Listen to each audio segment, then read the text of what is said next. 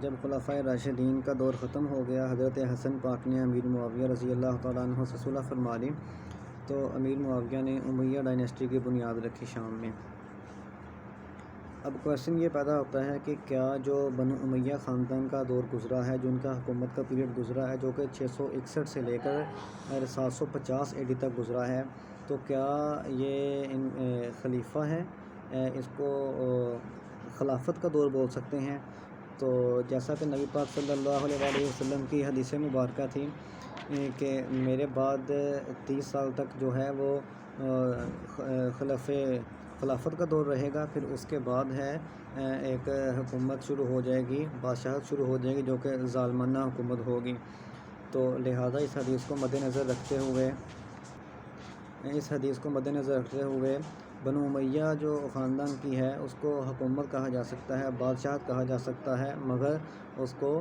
جو ہے خلافت کا دور نہیں کہا جا سکتا۔ اگر بات کی جائے تو جو ہیں امیہ خاندان کے ٹوٹل 14 حکمران گزرے ہیں۔ اگر دیکھا جائے تو بنو امیہ خاندان میں ٹوٹل 14 حکمران گزرے ہیں، جس سے سب سے پہلے حضرت امیر معاویہ اور 661 سے لے کر 680 تک رہے، پھر اس کے بعد یزید آ گیا اور یزید 680 سے لے کر 683 تک رہا، پھر آ گیا مروان سیکنڈ آ گیا، مروان سیکنڈ 683 سے لے کر 684 تک رہا، پھر 684 سے لے کر 686 تک ہے مروان بن حکم رہا، پھر اس کے بعد مروان بن حکم کے بعد عبد الملک بن مروان آ گیا، جو کہ 686 سے لے کر 705 تک رہا، پھر اس کے بعد ولید بن عبد الملک آ گیا، جو کہ 705 سے لے کر 715 تک رہا، پھر اس کے بعد سلمان بن عبد الملک آ گیا، جو 715 سے لے کر 717 تک رہا، پھر اس کے بعد عمر بن عبد العزیز آ گئے، جو 717 سے لے کر 720 تک رہے، پھر اس کے بعد ہے یزید بن عبد الملک یا یزید سیکنڈ آ گیا، جو کہ 720 سے لے کر 724 تک رہا، پھر اس کے بعد 724 سے لے کر 743 تک ہے ہشام بن عبد الملک رہے، اور یہ امیہ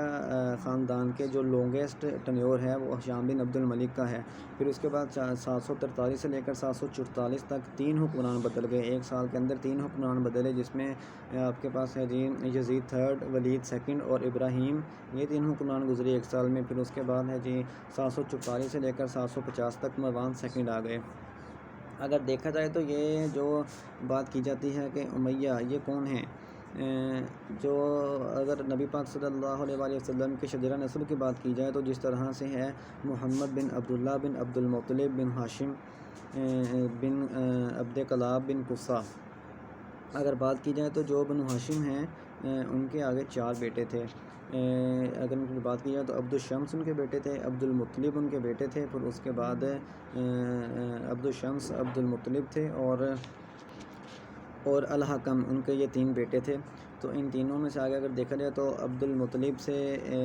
پھر آگے حضرت عبداللہ، پھر حضرت عبداللہ سے محمد نبی صلی اللہ علیہ وآلہ وسلم تھے۔ اور اگر بات کی جائے تو عبد الشمس کے آگے سے جو اولاد ہے وہ امیر معاویہ ان کی اولاد سے تھے، انہی کی اولاد ہیں۔ اور اگر بات کی جائے تو جو مروان بن حکم ہے وہ آگے الحکم کی اولاد ہے، یعنی کہ یہ جو بنو امیہ ہیں یہ نبی پاک صلی اللہ علیہ وآلہ وسلم کے سگے چچا کی اولاد ہی تھی۔ چونکہ اب کچھ لوگ امیر معاویہ رضی اللہ تعالیٰ عنہ کے خلاف بدگمانی بھی کرتے ہیں، اور اسپیشلی اگر بات کی جائے تو جو شیعہ سیکٹ ہے وہ ان کو بہت برا بلا کہتے ہیں، لعنت تان بھی کرتے ہیں، کیونکہ حضرت امیر معاویہ نے علی پاک رضی اللہ تعالیٰ عنہ کے ساتھ بڑی جنگ بھی لڑی تھی، جس کی وجہ سے یہ ان کو برا بلا کہتے ہیں۔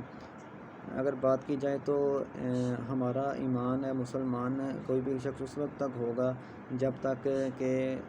اس کے دل میں سارے صحابہ کی محبت پیدا ہوگی۔ اگر وہ کسی ایک صحابہ کے لیے دیکھا جائے تو امیر معاویہ صحابہ ہیں، تو ہمارا ان کا عزت کرنا، احترام کرنا ان کا فرض ہے، نہ کہ ان کو گالی گلوچ کی جائے۔ دیکھیں کہ اگر کوئی معاملات انہوں نے کیے ہیں تو ان کو جزا اور سزا دینا اللہ پاک کا کام ہے، تو اللہ پاک کا ان کا معاملہ ہے، تو ان کو ہمیں چاہیے کہ برا بلا نہ کہا جائے امیر معاویہ کو۔ ہاں لیکن جو ان کا بیٹا یزید ہے اس نے بہت برا کام کیا ہے، جس نے واقعہ کربلا حضرت حسین پاک کو شہید کر دیا ہے۔ یزید بالکل غلط انسان ہے، گندا انسان ہے، کتا ترین انسان ہے یزید، جس نے حسین پاک کو شہید کر دیا تھا۔ تو یہ ہیں، آگے ہم دیکھتے ہیں باری باری سے کہ کس طرح بنی امیہ کا جو خاندان ہے اس نے حکومت کو کیا تھا۔